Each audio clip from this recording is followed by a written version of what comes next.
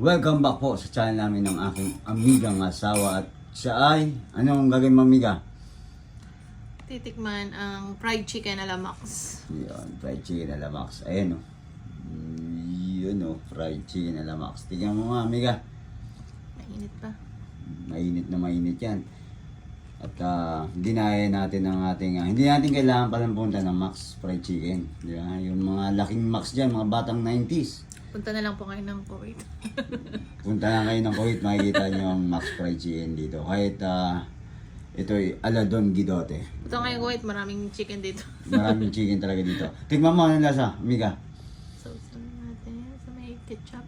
Yun o. Malambot.